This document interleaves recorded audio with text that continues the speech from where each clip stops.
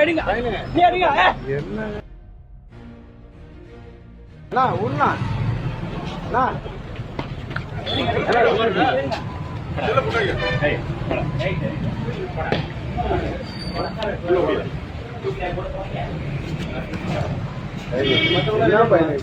கொஞ்சம் வெளியே போங்க இல்ல